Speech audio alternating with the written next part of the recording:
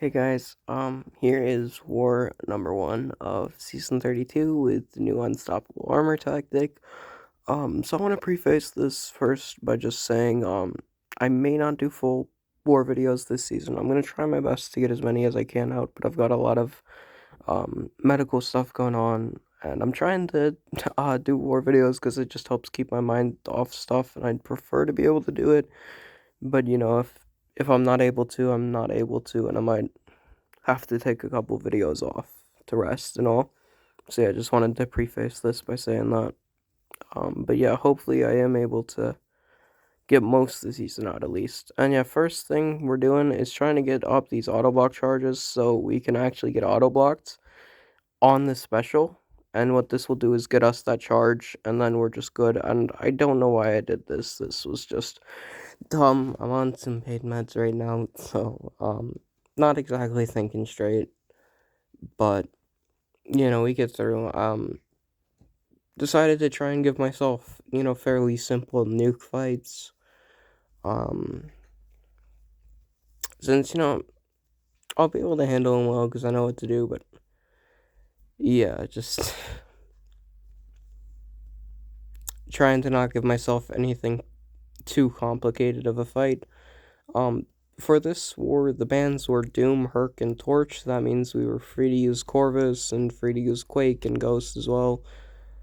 Here we're just getting a lag spike, so I then reset my game, and yeah, we pop in a new PS1. A little bit of a waste of a PS1, but whatever.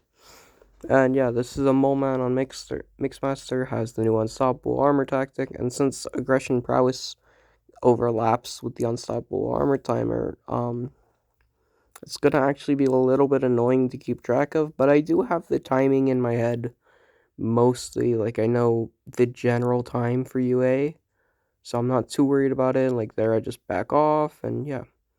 And now we're good to go. And I noticed I didn't have the poison half of suicides on. Not a huge deal though, because Corvus is Corvus.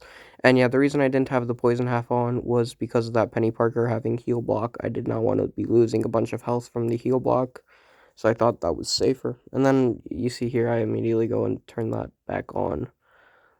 And yeah, for this Ghulk fight, the plan is to just get to an L2 and have the L2 kill.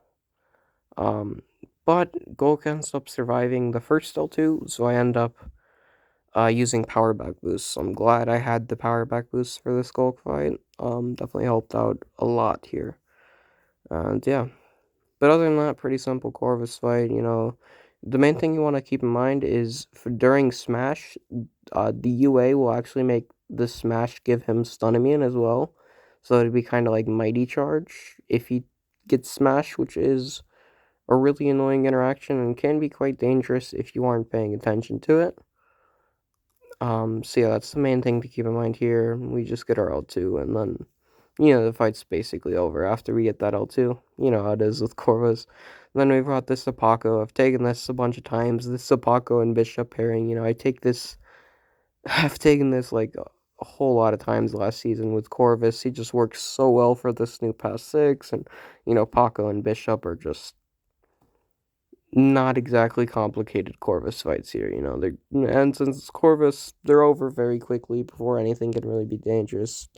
You know, Corvus is just Corvus, as always. He's absurdly quick, We're doing these medium strategies to get as much damage before that first L2 as possible. Normally, you'd want to conserve charges with Corvus, but not really in war, normally.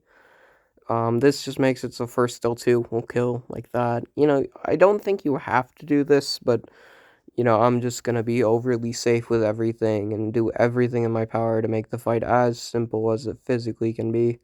And yeah, this bishop, you can't really parry reliably because of the disorient node. But we're gonna go for a lot of mediums, and the same strat, really. Except this bishop gives me some really defensive AI, so it's just a little bit slower. But not really an issue because, again, it's Corvus. We're doing the same strategy to just get as much damage in before he gets the bar power as possible. Then our L2 will kill. And yeah, this Nick Fury, I've taken this a bunch of times.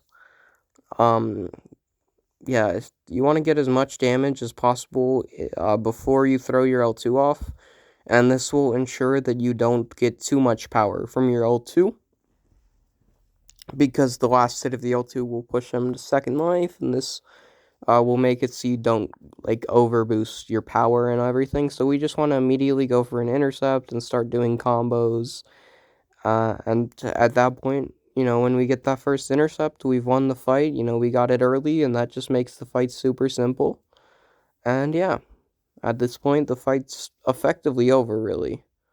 It's not, it's not over, but, we just got to get one more intercept, and it's Corvus. We're going to be able to comfortably do it because he has that massive light reach and everything. And then my L2 just ends the fight. Yeah. For this Modok, I have 3 out of 3 recall and I'm boosted really heavily, so we're gonna be able to end this fight just super duper quick. Um, yeah, a fantastic option for this fight. In my opinion, Moman is definitely the best option here. He's just really quick and he keeps really good control of the mechanics, and if you're an idiot like me, you can just eat those heavies without much worry. And yeah, you can just eat those heavies and block them up, which is really nice. That's the main thing I like about Moman here. Because sometimes, XL champs have poor dashbacks and you might get trapped, especially with the inputs right now. And Moman just makes it so, that might happen, but it's not really gonna harm you in any way, which is really nice. Yeah, we've got really good crit RNG, so we're just blasting through this Modok right now. And yeah, this L2 takes Modok further down, and then a combo into an L1 just finishes it off. And yeah, very simple fight, very effective counter, works really, really well. And yeah, for this final fight, we've got a Hit Monkey on 55. My buddy Chaos is applying a White Mags pre-fight here. We just make sure our PS1 is still up. Just double checking, and then yeah, Chaos has the pre-fight for me, and yeah, this Hitmonkey fight, the main thing is we're gonna have to counter his heavy. If you practice countering the heavy, it's super reliable and safe. You just have to know what to look for during that heavy, and then you can do it every time. And that's the main reason why this is placed, because a lot of people don't know how to counter his heavy, but I know how to counter his heavy, so it's not an issue for me, and the fight's just over. And yeah, we got an 8-0 war. Not a bad war at all.